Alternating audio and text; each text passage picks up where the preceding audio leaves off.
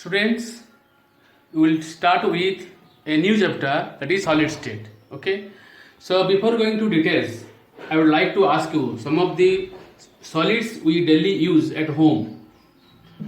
I have given some examples: ice cubes. This is summer season. All of you are enjoying ice. Iron rod is there. Naphthalene balls, all of you use. Sugar, salts, a number of other substances are available at home which are solid in nature. In this chapter, we will discuss the type of constituent particles present in the solid state. Okay, why solid is so unique, particularly the density of solid and different type of solid substances like semiconductors which are highly useful in our daily life. We'll all deal with these things in solid state. Now students, see, there are so many unique properties of solids which differentiate them from the liquids and gases. Number one is they have definite mass, volume and shape. Okay, they have short intermolecular distances. The intermolecular distance between the different constituent particles is very small, involving very strong intermolecular forces. The particles of solids are held together by very strong intermolecular forces. The constituent particles like atoms, molecules or ions have fixed positions which give rise to their rigidity and definite shape. And fifth one is they are incompressible and rigid. Okay, they cannot move, therefore they are incompressible and rigid. The solid substances are classified into basically two main categories as far as the arrangement of the constituent particles are concerned. Now these are mostly, number one is amorphous solid, second one is crystalline solids. Now here in the figure you see the left hand side here, it is the atoms are arranged in a regular pattern. You see there is a regularity in the pattern of arrangement.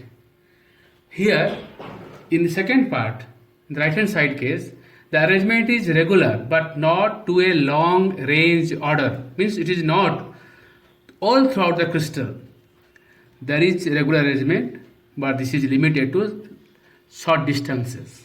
Okay, these type of substances are called your amorphous solids, and the one which have long range order arrangement of the constituent particles are called crystalline substances. You have silica as an amorphous substance, quartz as a crystalline substance. Here at the left hand side, this is the long range order arrangement of silicon SiO2 particles, molecules, therefore it is crystalline nature, and this is what is called quartz. And here the SiO2 molecules are arranged in a definite pattern, but the pattern is limited to short distance. It is not uniformly throughout the crystal. So it is silica, which is amorphous form of solid. Now there is clear distinction between crystalline and amorphous solids. So far as the properties are concerned, okay, let us take number one. First is order of arrangement. What you see in case of crystalline substances, they have a long range order arrangement of the constituent particles. What do you mean a long range order? Means whatever pattern of arrangement of the ions are there, molecules are there, it is uniform throughout the crystal, which is not seen in case of amorphous substances. They have short range order arrangement of the constituent particles. Second property is the shape. Crystalline substances have definite characteristic shape. Okay, we will discuss all the things in the later part of this chapter. Okay, diamond is having tetrahedral shape, graphite is having hexagonal planar shape.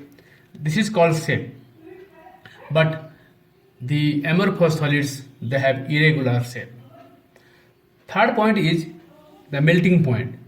Now the crystalline substances melt at a particular temperature. They have a sharp and peristaltic melting point.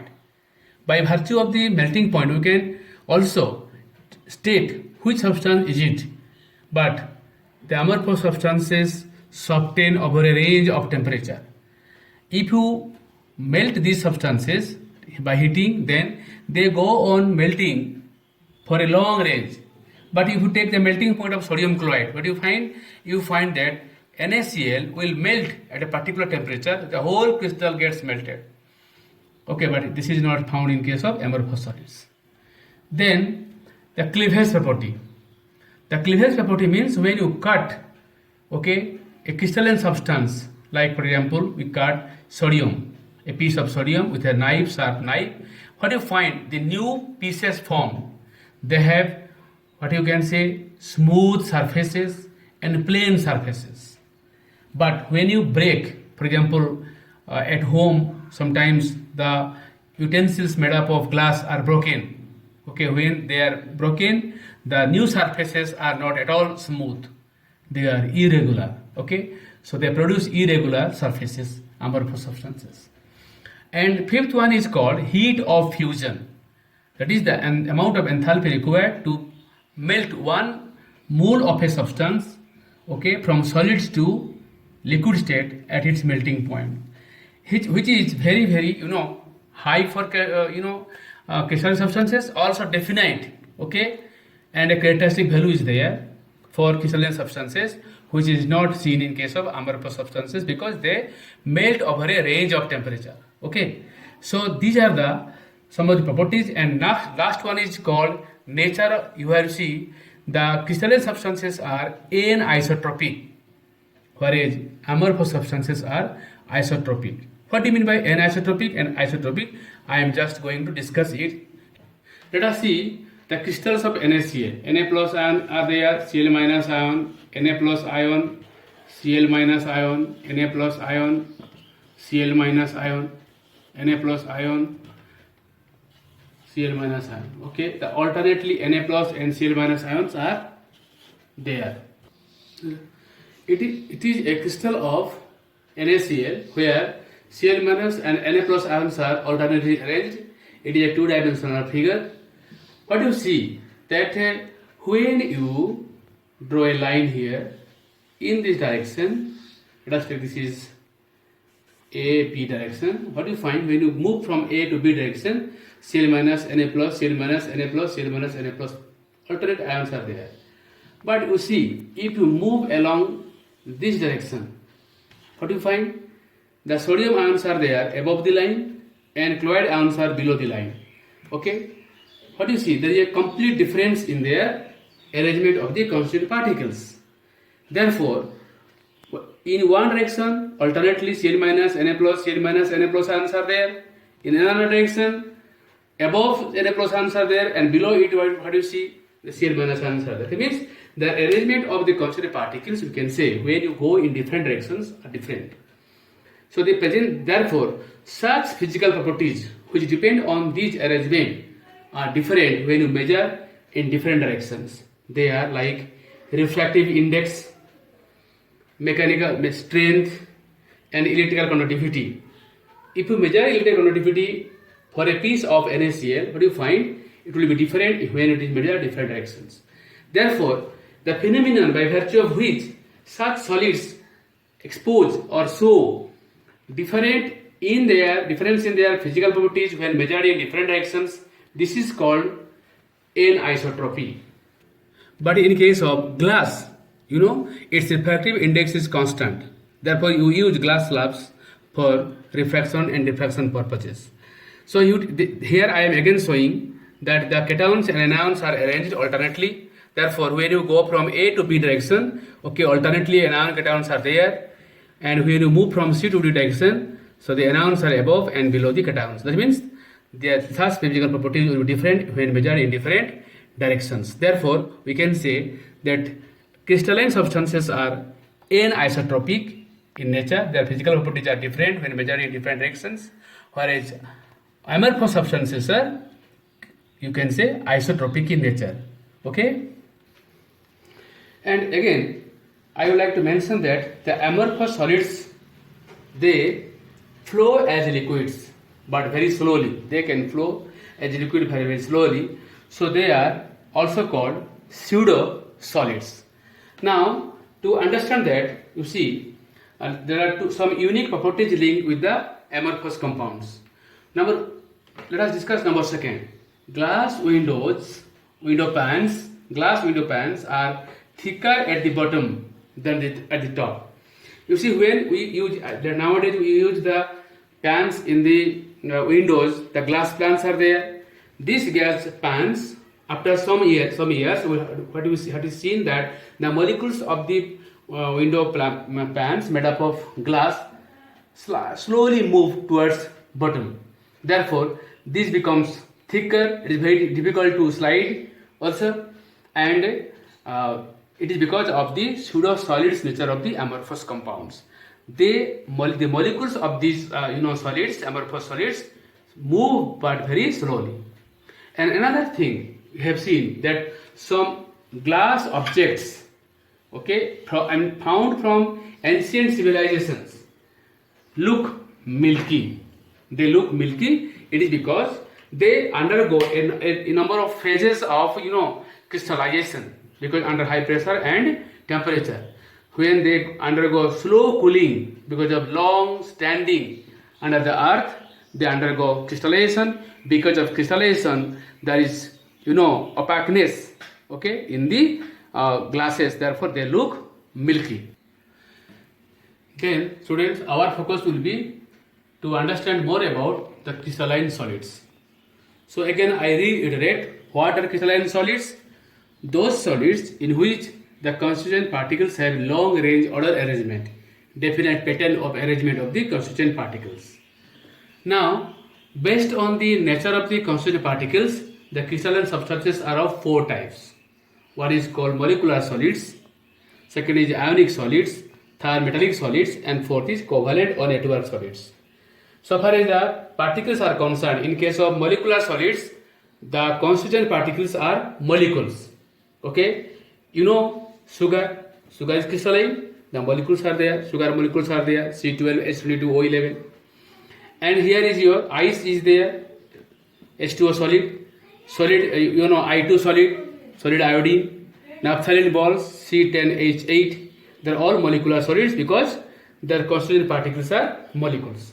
Then ionic solids are there, sodium chloride, cesium chloride, zinc sulfide. Metallic solids include all the metals like copper, silver, gold, iron, aluminium, etc. And finally, we have covalent solids or network solids, where the constituent particles are joined by covalent bonds. Their examples are diamond, graphite, silicon carbide, aluminium nitride, quartz. All these are crystalline substances. You see, this is a very important table, students. Different types of solids. Table 1.2 of the NCERT book. Here there are four types of solids: molecular solids, ionic solids, metallic solids, and covalent solids. In the category of molecular solids, where the constituent particles are molecules, there are also non-polar molecules are there, polar molecules are there, and hydrogen bonded are there. There are three types. Now, as far as non-polar molecules are there, the bonding or attractive forces in them is either dispersion forces or London forces. Examples are solid argon, CCl4, naphthalene, hydrogen, solid I2, solid CO2 called dry ice. They are all soft so far as the physical properties are concerned, and they are all insulators, and their melting points are very low. Second category is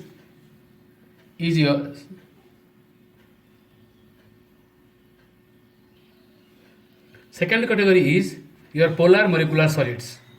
The constituent particles are again molecules.